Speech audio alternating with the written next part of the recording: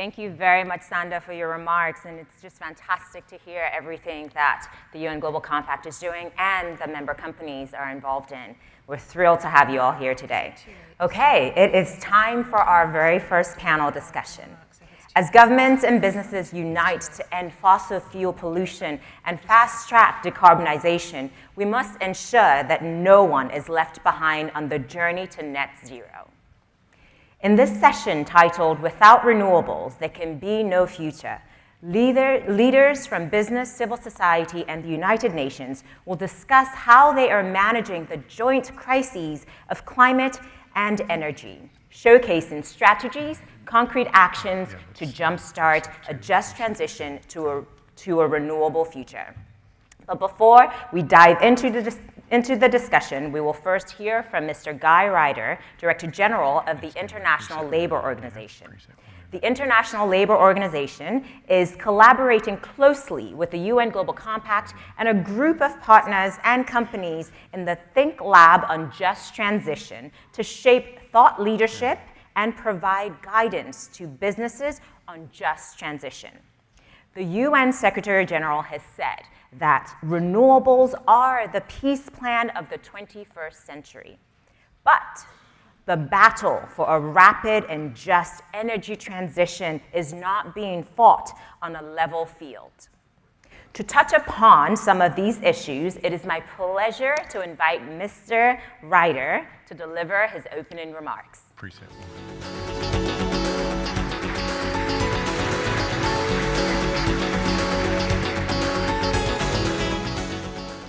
Thank you very much indeed. Good afternoon to everybody, and thank you for an opportunity to make just a few remarks in introduction to the panel that you're about to hear. Ladies and gentlemen, when I took a plane to come to New York yesterday, it's possible that that flight was running on sustainable aviation fuel. It's possible, but it's not very likely, because according to my information, only 2% of global jets run on sustainable fuel at present. Maybe in 2050, that same flight will run on green hydrogen. Maybe, but as yet, the technology is not there. The first test plane to fly on green hydrogen is expected in 2026. So to state the obvious, we need to accelerate in the way that the Secretary General has challenged us to do, the energy transition to renewables, and heavy investments in R&D in these technologies are very obviously needed. But the problem doesn't stop there. Technology alone is not the fix that we're looking for. The late Steve Jobs invented the iPhone a very long time before he sold it. And when he was asked why, he said it was humans, not technology, that were not ready. And the same, I think, is true for the renewable energy transition today. A social and labor market transition is needed as much as a technological one, but in general, it receives much less attention. So let me say a few words about the social enablers of an energy transition. The Airbus 380 took some 25 years to develop, and before it could ever fly, it required a new set of skilled engineers, technicians, and operators in design, manufacturing, and maintenance. And exactly the same is likely to be true for renewable energy technologies. What this means is, in addition to the trillions of dollars needed in capital investments, the skilling and reskilling of workers requires equally serious financing in the fields of education and of training. For a net zero 2050 future to become reality, it is estimated that the skilling of some 122 million energy-related jobs is required. And I think too frequently that type of spending on skilling is often misunderstood or thought of as a cost to be minimized, rather than an investment that offers real and high economic return. And it is a precondition for the green energy transition to happen and for a better skilled workforce to achieve job creation, higher productivity, wages, and economic growth. And I think, and this is where speaking at a private sector forum is so important, that public-private partnerships are going to be critical to realize these investments in skilling and reskilling for renewable energy solutions. And then, ladies and gentlemen, we're going to be called upon to navigate the extraordinary disruption that the transition is going to bring in industry and labor markets. I see no sense whatsoever in underestimating or understating the level of disruption. Indeed, I think it can be counterproductive if we seek to do so. Critical and inherent to the transition to renewable energies will be shifts expected in the manufacturing of components and raw materials around the world, and all of the employment implications that that brings. Yes, we have immense opportunity to contribute to numerous sustainable development goals through responsible investment, responsible business practices that comply with environmental and labor standards that benefit local communities, add value and support local content, and the diversification of local economies.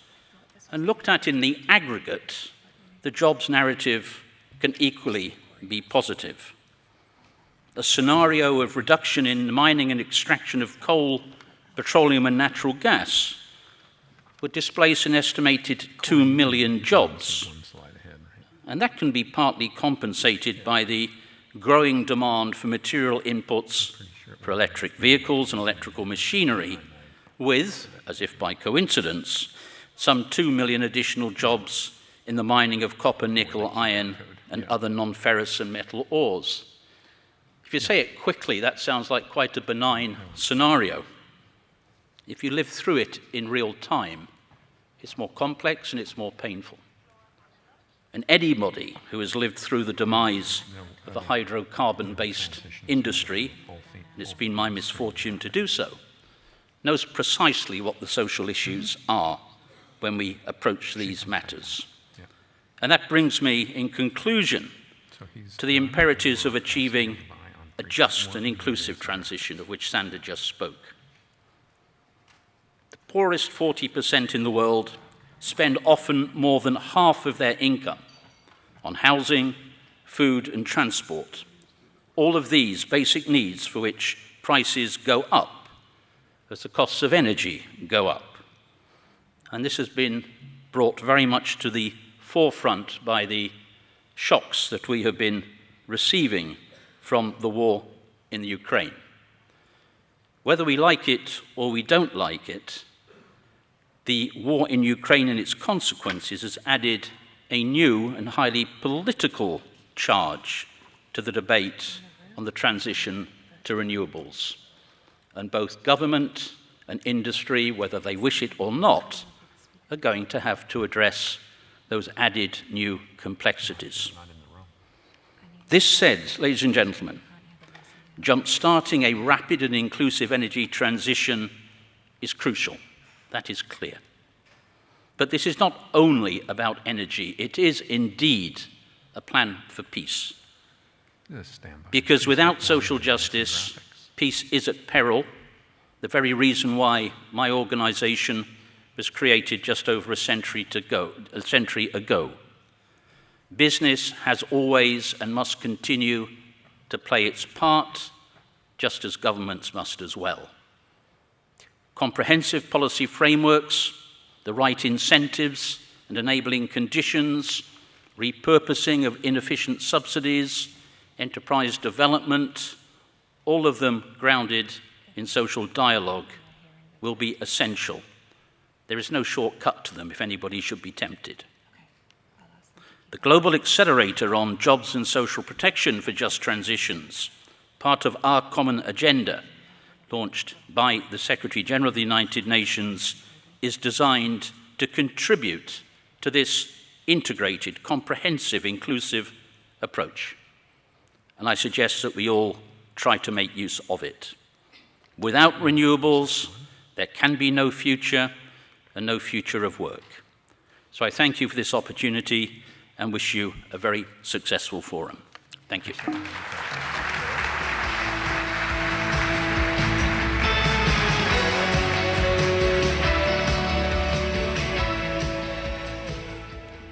Thank you very much, Guy, for those insightful remarks. You know, I have to tell you, you have set the stage perfectly for our first panel. It almost feels like we coordinated it a little. I'm not sure. It is my pleasure to introduce Ms. Usha Rao-Manari, UN Undersecretary General and Associate Administrator of the United Nations Development Program, who brings over 30 years of investment experience and has held several senior positions, particularly in the infrastructure area.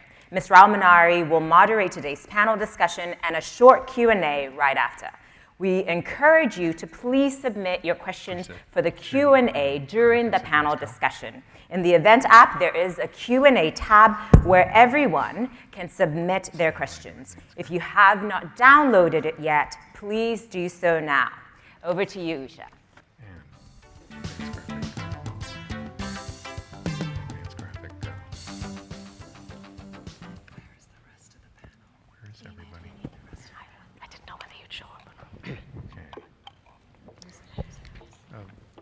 While we are waiting for the rest of the panelists, a very good afternoon, ladies and gentlemen. It's a real pleasure to be here amongst all of you and to present to you a panel that actually has in it almost all the stakeholders to the issue that we're going to be discussing. In a minute, I will introduce each of them, and I'm just very proud and honored to have you all on this panel. Also to mention that it is an all-woman panel. Yes.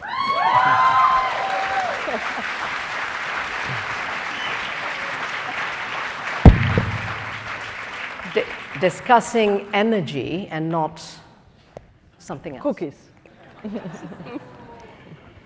If I may just start, I want to thank both Sandra and Guy for very compelling remarks about the state of the world as it is today, which is at a very fragile point, crisis upon crisis, conflict upon conflict. It's resulted in a situation where trust has declined substantially. UNDP did a study and just released its Human Development Report, which showed that 6 out of 7 people in the world don't feel insecure, feel not trusted.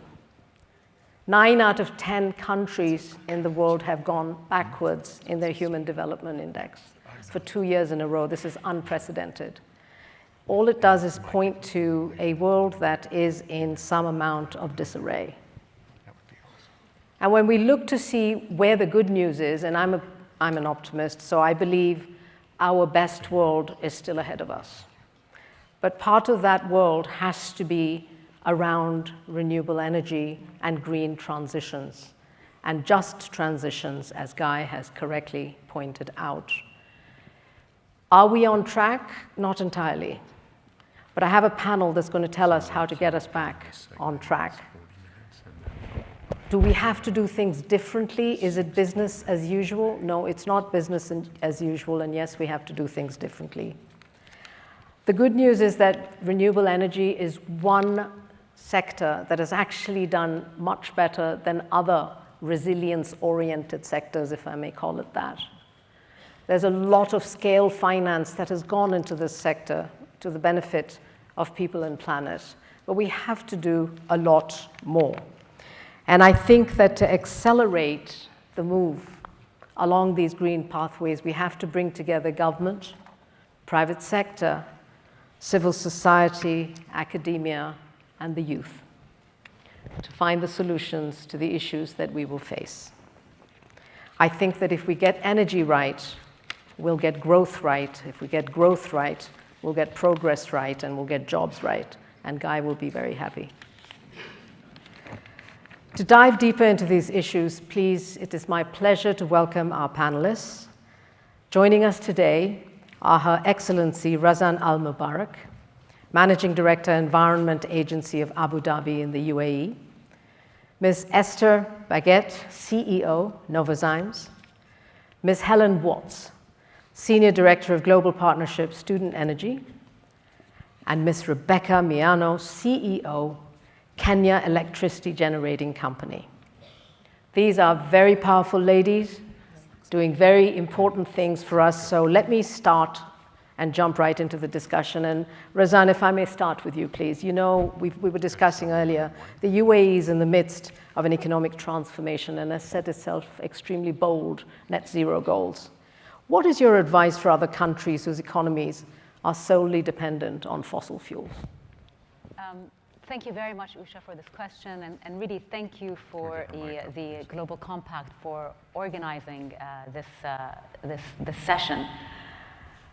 I really, at the beginning, wanted to say that, like we all know, every country has its own journey, its own priorities, and its own realities, and it would be very inappropriate for one country to advise another, but perhaps share some of the experiences that did work. And what I'd like to say also is I really wanted to echo what Guy also mentioned earlier, which is you really cannot have an economic transformation that is not underpinned by a socio-cultural transformation. And to give an example from the United Arab Emirates, we're a fairly young country, we're 50 years old, and we were really built on the back of the fossil fuel industry. Everyone worked in the fossil fuel industry, in the oil and gas industry. And so it was more than just an economic engine. It was an identity, it was a narrative. It was really interwoven with the cultural fabric of the United Arab Emirates. So when we think about transforming and moving towards new industries, it's really as important to think about the messaging. What is our new narrative? And working on transforming the very institutions that build a culture. So it's your education, it's your institutions, it's your media, it's your, and it takes time. That does not happen overnight.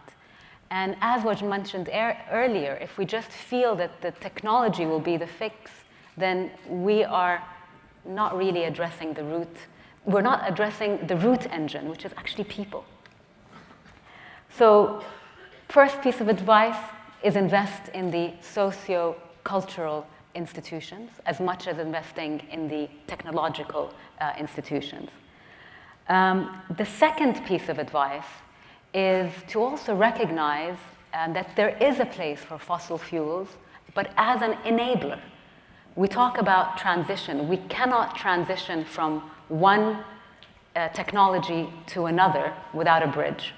And so instead of pitting these two technologies against each other and forcing a sort of binary assessment of one technology against each other, really think about it as a transition and really using the investments from the fossil fuel industry to help embrace the new technologies. And so the UAE, again, as an example, was enabled, the transition was enabled by the income from the fossil fuel industry, and that enabled us to embrace a diverse energy system. So today, the local production has completely diversified away from oil, zero oil, and now using and focusing on renewable energy, nuclear, and natural gas, but also to make sure that the fossil fuel industry itself reinvents itself. So how can the fossil fuel industry be much more environmentally friendly? And finally, don't be shy. So we are who we are. We need to participate, and we need to lead, and we need to be able to inspire people, and particularly our youth. And I'm very proud to say that within that context, the UAE just last week upgraded our NDCs to increase our GHG reduction targets to 31% by 2030. And again, this doesn't happen overnight. This needs the society, it needs the private sector engagement, and of course it needs the support of the government. Thank you very much, Razan. The two things I picked up were building cultural fabric in the country, to get yourself on the greener pathways, and number two, using fossil fuels as enablers rather than the end game. Thank you very much. Esther, could I turn to you now? I was in Copenhagen a few days ago. I met your team. They told me that your company is one of the leading companies when it comes to your net zero and your renewable energy goals, really. I understand you have a program called RE100, which is your commitment to 100% renewable energy.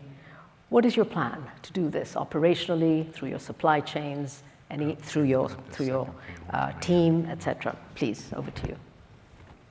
So we are not shy. We're very proud. And I'm going to build on what you just mentioned.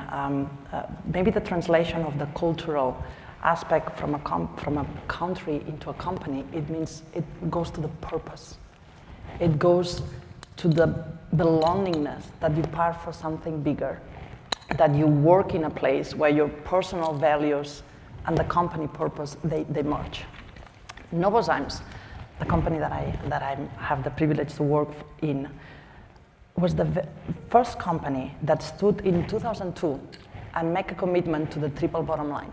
So we make ourselves accountable, not only of the revenue and the EBIT, and of course we are accountable, but also on the social responsibilities, on the environmental responsibilities. That was in 2002. We started that journey a long time ago. We recognize ourselves and we celebrate success, and we pay ourselves for the three aspects of the triple bottom line. That drives the whole cultural aspect on how we prioritize, on how we produce, on how we innovate, on how we allocate resources. So with that journey, that started in 2002, we have made a strong progress. We are on already reduced 46% our CO2 emissions since 2018. We are right on our path of carbon neutrality of scope 1, 2, and 3. Green energy, it's been a strong enabler of that. Close to 70% of our energy demand needs are from green energy. In Europe, all our sites are from green electricity. This didn't happen in a blink. Today, unfortunately, in the environment that we live in, where the crisis on gas, we have zero dependence on gas. In Europe, none. I would like to see that as an example of not being shy on we're doing the right thing. We didn't start the journey of going into green electricity thinking that it's going to be a tragic situation that we're living in the war in Ukraine. But that was a beautiful example of why doing the right thing, it's also the right thing for the business. When doing the right thing for the planet, it's also the right thing for the business. We make that journey, to your question, together with our suppliers. We collaborate with our suppliers on creating the capabilities of the energy and green electricity needs. We also have embraced that journey and embracing the responsibility of being part of a grid. We provide our excess energy in Copenhagen that it's being used for heating homes. We supply our biomass that it's being used for producing biogas. And then the thing that makes us most proud, because this is just about walking the talk and doing delivering on your path on decreasing the CO2 emissions. But what makes us more proud, it's how we enable a healthier planet with what we produce. And I think that's what you felt when you were in Copenhagen. Our solutions, our enzymes, our microbes, our proteins, they enable this bridge that you were talking, from fossil to alternatives, that they are enabling CO2 emission reduction, lower waste, lower water, lower consumption. Let me just put one example. Only last year, our enzymes and yeast enabled more than 60 million tons of CO2 emission reduction by bringing biofuels. That's the same of taking out 25 million cars out of the road. You know how many electrical vehicles are today in the world? 16 million. And this is the paradigm that you need both. I mean, to your point before, it's not one technology. It's not only fossil. It's not only green hydrogen. It's the combination of all the toolbox of alternatives that we need to work. We need to innovate. We need to bring in the paradigm of how we move faster, bolder, into the future, which enables a greener planet and also prosperous growth. There is no jobs in a dead planet. There is no inflation in a dead planet. We have the responsibility as business leaders to do the right thing for the business and for the planet.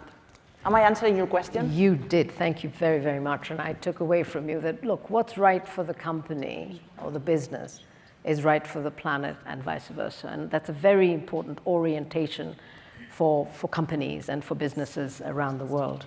I'd like to turn now, Helen, to you, right? So one of the things that people talk about is there a misalignment in labor skills, right, to support the large-scale deployment of renewable energy across the world?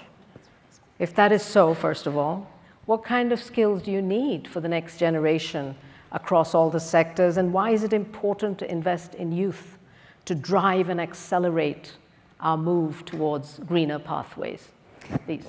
Absolutely, and thank you so much to, of course, the UN Global Compact for having me here and having young people represented on stage. It's really important, and I'm delighted to be here to share a little bit from the perspective of Student Energy. And for those who aren't familiar, Student Energy, we're a global nonprofit entirely led by young people, and we have a network of 50,000 young people in over 130 countries around the world, very much focused on ensuring young people are equipped with every tool they need to create change on the clean energy and equitable energy transition as well. And so I think I want to kind of refer back to the UN Secretary General's 5-point plan, where it's referenced that renewable energy needs to be thought of as a public good. And so for that, we very much need to think about how we're creating access for young people to access the skills and the opportunities to be part of the renewable energy opportunity. And there is a mismatch right now between the skills that are needed for them to really be able to benefit the most, both for themselves, their own livelihoods, and their communities' livelihoods, and what they're currently being able to access through what's available to them, just inherently, what currently is being taught in schools and education systems, how other capacity building programs are supported. And so there is this very real need to redesign capacity building programs, to work with academia, to work with organizations empowering young people to really ensure that we're closing that mismatch. And there's a few kind of specific sets of skills that we really point to at Student Energy as being the most critical. You can look at very much the set of interdisciplinary or future work skills. Those can include things like adaptability, problem solving, critical thinking, collaboration, team building, all of those different pieces that very much come from a lot of experiential education. And so a lot of those opportunities can come from things like opportunities for young people to access spaces like these where, you know, conversations are happening, where they can really kind of see what's happening kind of in action as actors interact in spaces where programs are being designed, ideas are being generated. It can very much happen as well by just creating more opportunities within organizations, grassroots movements, community organizations for young people to have more of a role in leading projects and being engaged hands-on. The other category of skills that I think is really, really important and isn't often talked about in the category of youth, but I think is talked about more largely in kind of the labor needs for the renewable energy transition is technical and advanced skills. Where we've seen equity efforts really fall short in terms of creating more equity in the energy sector is when it comes to providing opportunities for more advancement within the sector itself. And young people very much kind of fall into that category of oftentimes getting very stuck in kind of entry-level roles, even internships in perpetuity, where they really aren't accessing those technical or advanced skills to have more mobility within the sector. And the renewable energy revolution, I think, really offers so many opportunities for young people to have mobility, to take on more leadership roles, to advance more within the sector, which is really exciting. And then lastly, I would really emphasize skills that come from mentorship and connections to the larger community. We're seeing more and more amazing mentorship programs come out around energy. I know Sustainable Energy for All leads one really focused on gender and energy, providing kind of more women-to-women mentorship opportunities, but mentorship at large for young people to really connect with both emerging leaders in the sector, emerging professionals in the sector, as well as established professionals in the sector. It's really important to gain that knowledge and skill set, just understanding what others have done before. So that's really critical. And then ultimately, I mean, I'll kind of refer back to the UN crisis response note, but there's this emphasis of not relying on short-term solutions, and I think was very well put as well around thinking about the time it will take to create a sociocultural revolution. at the same time as we're creating this renewable energy revolution, is including, young people make up over 2 billion people around the world. If you want to be introducing long-term sustained solutions into your work on accelerating the energy transition, it is so practical and logical that young people need to be at the center of that, because they will sustain that work in the long term. They will work with you to future-proof your planning around this. So very much kind of encourage thinking about how you're creating space for intergenerational conversations and bringing young people into solutions design, whether that's policy or within business. It's really critical. Thank you very, very much, Helen. And you're right. I think the whole thing around education, mentorship, apprenticeship, to bring the youth into the thinking and the working around renewable energy and other related spaces is crucial. Rebecca, may I turn to you? This is now turning to someone who's running a crucial and critical public utility. I understand KenGen is working on setting up a science-based target as we speak. What steps are you planning to actually take to accelerate deployment of renewable energy as you go forward? Thank you very much. I'm really delighted to be here to participate not only in this forum, but this particular discussion. It's contemporary, it's about life, it's about energy. And I'll start by saying Kenya is starting from a very good position, because out of our installed capacity, 86% is green. Wow. Though we don't have a very big grid, 86% is not a mean achievement. Mm-hmm. And some of the things we need to do to just accelerate and continue on that path is to ensure that the government and the board supports only green energy projects that are on the pipeline going forward into the future. Because we are well endowed with resources, good winds, the best sun, we have geothermal, and also some hydro. And so that is a leadership issue, it's a strategy issue, a financing issue, so that going forward, we do not look back, and by 2030, then we can be 100% on renewable. But also, we really need to look at technology that will support the renewables, so that we can ensure the renewables that are available are not only efficient, but also sustainable and affordable. We do not have 100% connectivity. And if I veer off a bit and talk about Africa, it is no secret that more than 600 million people do not have access to electricity. And therefore, we need to make sure that affordability is given the importance that is required, so that we can accelerate connectivity, even as we accelerate the green agenda. So technology is a big discussion, and we need to focus on it. We need to ensure that we are on top of the edge, partner with technology providers. And lastly, capacity building. We need to ensure that our staff, our engineers, our technicians are really well trained on the renewable energy field, so that we achieve efficiency, we achieve good operations and maintenance, so that we can keep up and be on that trajectory. Because as we are discussing now, without renewables, there's no future. Thank you very much, Rebecca. You said something that connected to something that Guy said. You said leadership is the issue. Now, I'm taking it out of context slightly, but Guy said that, I guess it was Steve Jobs who said, it's not technology that's not ready, maybe humanity is not ready for the technology. I think it's worth us thinking, are we as leaders ready for the green pathways, or are we not? And if we are, why aren't we doing more about it than we are doing right now? Razan, I'd like to come back to you. You're a board member of Masdar, a very, very important project for the world, actually, for the planet, in fact. Could you share how the company is pushing for renewable energies and reflect perhaps on how overall the UAE's energy mix is diversifying? You touched upon it a little, but I'd like you to link it to Masdar, if you don't mind. No, of course. So, I started off also talking a little bit about the need for this cultural revolution. So I come from the United Arab Emirates. It's a fairly young country, established 50 years ago.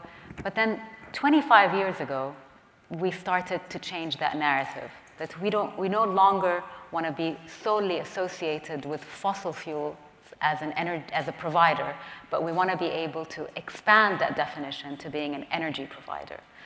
So we established this. It was at the time, it seemed like a moonshot moment. It was an idea, it was a vision, it was exciting, and it definitely scared one generation, but inspired another. And that's also another element that I think we need to pay attention to. So Masdar was established 25 years ago to diversify our energy mix. And to really play a leading role in the technology revolution towards energy security. So it's a company that develops utility scale as well as off-grid renewable projects in inshore, offshore wind, PV, and concentrated solar power. We are active in 35 countries. We currently have a capacity to generate 14 gigawatts, representing a combined investment of more than $20 billion. And we do have expectations to increase our capacity to 50 gigawatts by 2030. Now, in the UAE, Masdar also plays a very important role. The UAE is home to 3 of the largest solar power plants, producing the cheapest electricity around the world. We've also worked on, and we just started a nuclear program. And our plan and our vision is to really generate 44% from our electricity from renewables and 6% from nuclear by 2050. But what's really also critical to remind ourselves is, while it's also very exciting to invest in new technologies, let's not also forget what we need to do with our current technologies and our current infrastructure. There's so much room for energy and water efficiency, and that's something that the UAE has also committed to. Thanks, Razan. Absolutely correct. I mean, water and energy go hand in hand in most situations. Esther, when I was in Copenhagen, I heard about Denmark's global climate action strategy, which aims for a socially just and green transition in a 30-second sort of way. Good way. And one thing I also heard is there's not enough of business and government working together to push this forward. Tell us how you partner with government to work towards a green and just transition. There is no way to move ahead and to create the changes that we need to be able to move ahead without collaboration. It's not about the technology being ready. The technology exists. Yeah, maybe it's going to be 2050 or 2026 when it's the first plane that it's winning, but the technology exists. It's the collaboration with companies, governments, regulatory agencies, the only way that we can move ahead. I'm very fortunate to be working in a Danish multinational company and to have the opportunity to interact with the Danish government, which is one of the few governments who gets it, who understands, there are many, some, the Danish government gets it, understands that for the country to thrive, for the country to prosper, they need to work with the companies and create the ecosystem, the paradigm that thrives and enables the opportunities for the country to continue to grow. That it's based on a foundation of trust, and it works very effective. I wish it would be contagious. I wish it would be very easy to transpire, but it is possible. It's this collaboration, the one that needs to change the paradigm of the heritage of the past. We have to stop subsidizing the past. Today, 70% of the subsidies in energy, they go to fossil-based alternatives. We're using the tax, the money that we all pay, to subsidize alternatives that moves us backwards and not forwards. We have to stop. I'm not saying subsidizing the future, just stop subsidizing the past. that we create the paradigm that you can alleviate at least an unfair competitiveness, because the hidden costs are not really there. That collaboration with the governments and with the regulations authorities, it also needs to thrive the mechanism for fair play and the mechanism for carbon pricing to be in place. So consumers, when they use the solutions, when they buy the products, they can have the right and alternatives to understand the real hidden costs of the solutions that they buy. Today, we pay the cost of the CO2 emissions with insurance, with health, with flooding, with global warming, but they're not reflected on the alternatives that you buy. And that hinders also the competitiveness for new alternatives, green alternatives, sustainable alternatives to compete with those solutions of the past. And the third area of collaboration that is very, very important is to create the regulatory framework that fulfills the needs of the society, and at the same time, it's aligned to the solutions that we bring in, the new innovation in place. A great example that gives me hope, I'm an optimist by choice. I choose to be an optimist. There's so many things that would make you think the opposite, but I'm choosing to seek for the positive ones. I believe that if one positive area we've seen on the pandemic and the tragic COVID, it's the collaboration on how we have, on the regulation, on how we have provide agility to the regulation and the acceleration of the vaccines. We didn't go through all the paths that you need. We did the ones that they are required to bring the vaccines faster. It's the same for the just transition. We need regulation in place, but regulation that it is set for the eyes of the future, not with the eyes of the heritage of the fossil paradigm. So that's what we do when we interact with embrace also our responsibility to be there. And also I think companies, we have to embrace our responsibility to have the dialogue. Because it's very easy to say you not understand when you're not doing your part too. So we also have a responsibility to share how good looks like, to share what is the technology available, and then move together in a joint way. Easy? Unfortunately not, but it's a good thought, and optimism will take us a long way, I have to say. Helen, if I may ask you, Esther was just talking about policies, regulations. What do you think needs to happen to create a just transition for youth? Yeah, absolutely. Well, there's a few different things. I mean, thinking about a just transition for youth, ultimately just transition, I think a lot of the time we think about broadly leaving no one behind, but a lot of the time about upskilling, reskilling kind of current workers in the energy industry as it transforms into something new. But of course, in a just transition, we need to look at young people as well, how we're providing the skills needed to ensure they can move into those jobs. And there's a few dimensions to that. I mean, I spoke a little bit about access to the skills and education and knowledge, but it's also recognizing the disparity between certain components of the energy transition too.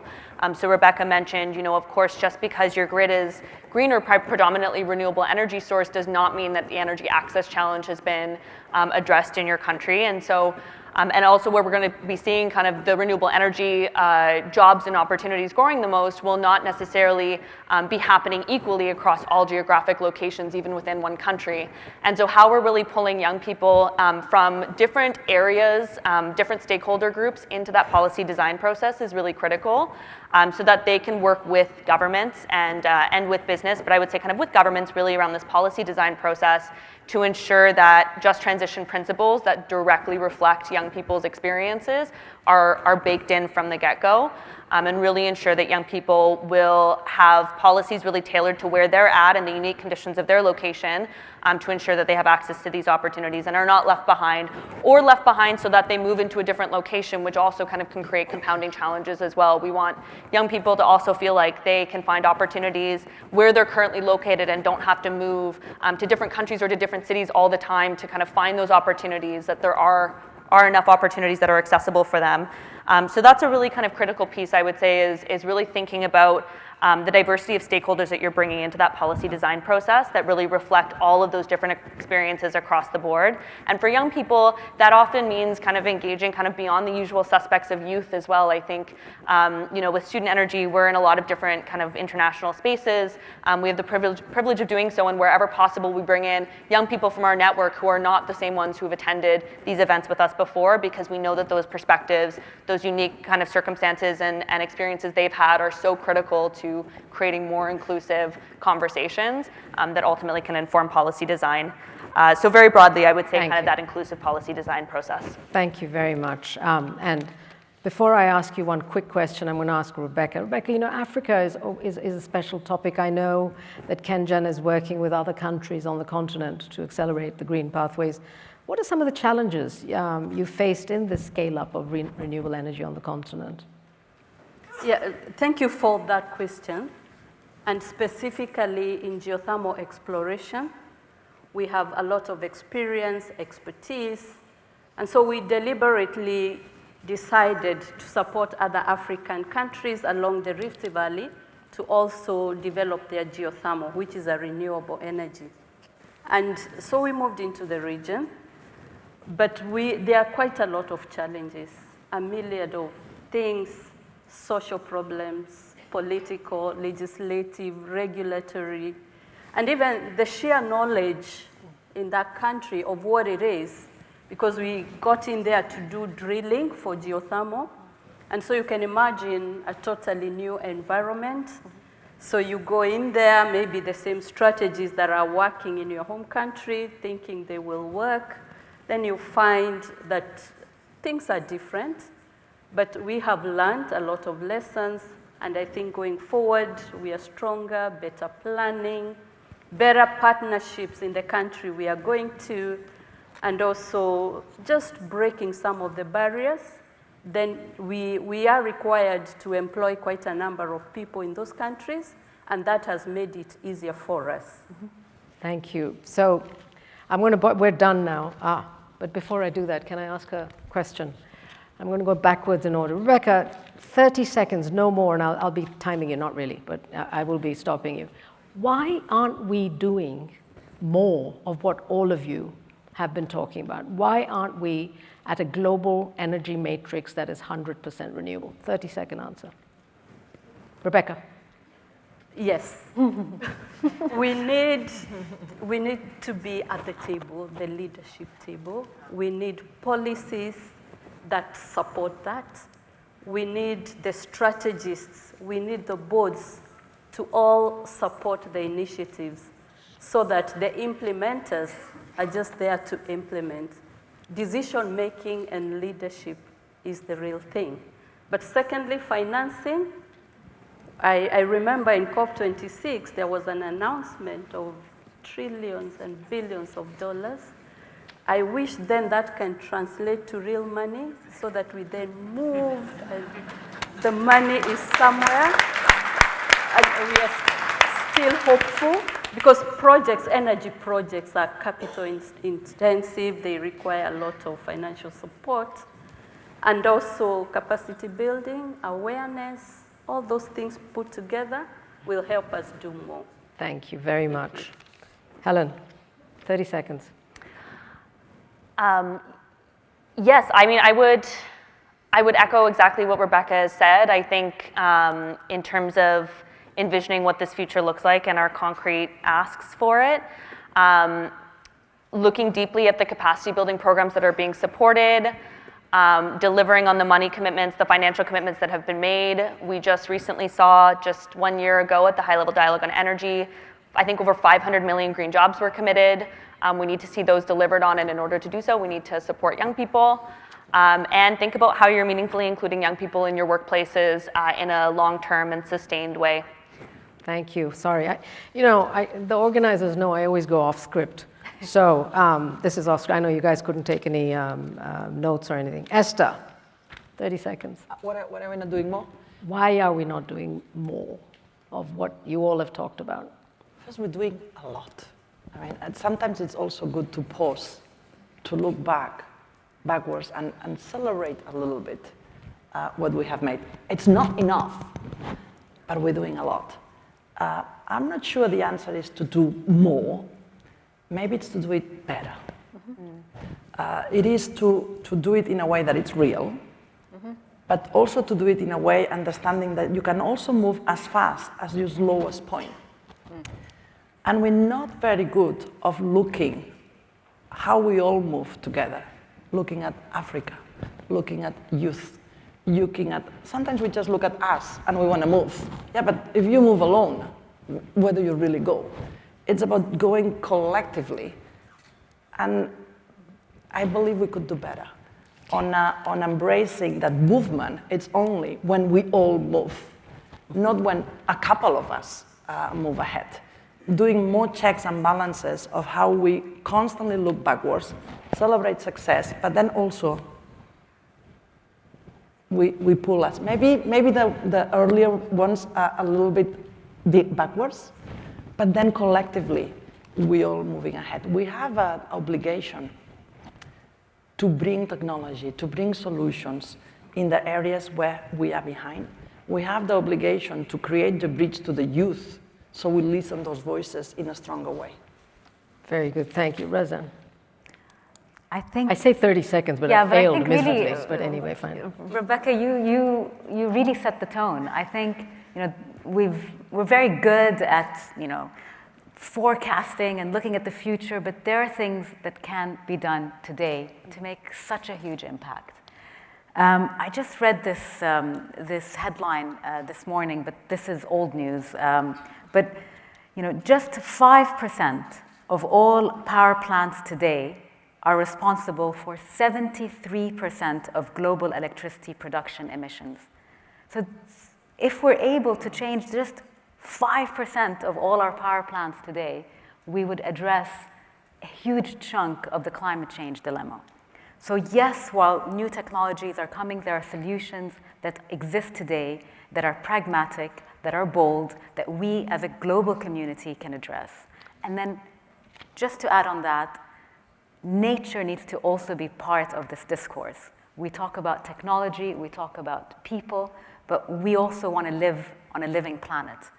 And today, again, nature-based solution can mitigate up to 30% of the climate, of carbon dioxide emissions by 2030. Great. So solutions are here. Thank you very much. Okay, we have one question from the audience, and we don't have that much time, so I would ask you to just, give me, what is one key outcome,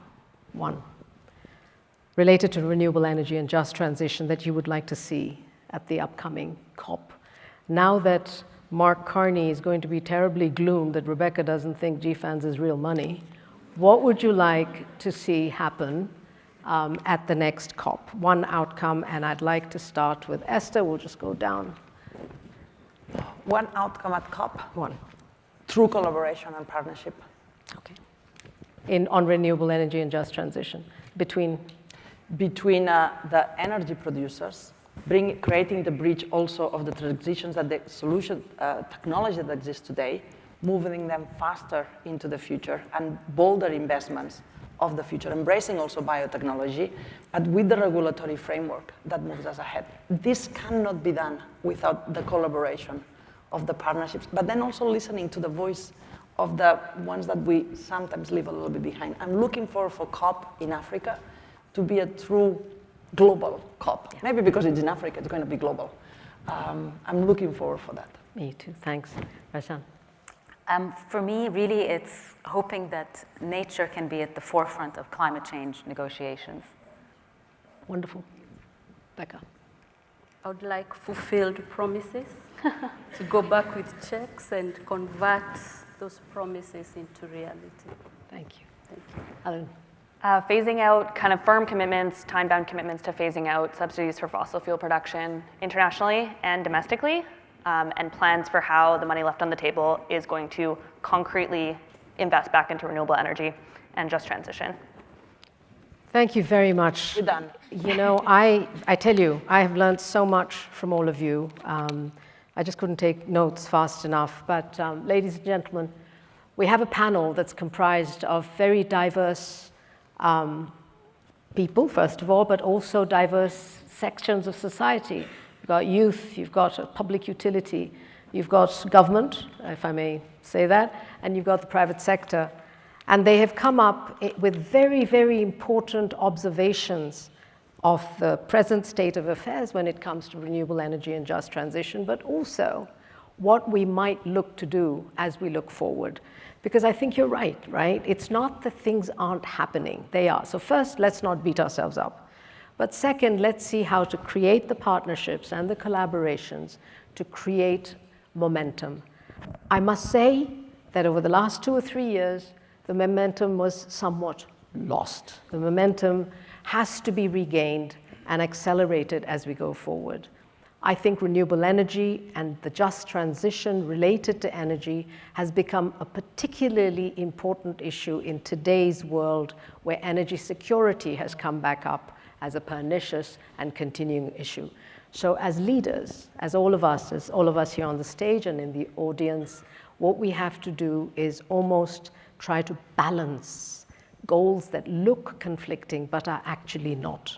How does a country achieve energy security by placing itself on a green pathway going forward? And how do they make sure that that bridge is just? And that is what is ahead of us. I think we have 2 minutes left. I don't know if any one of you would like to make a parting comment, but we have to get out of here before the time is up. So anyone, open? Thank you. Thank you. Thank you very much, and thank you to the panel.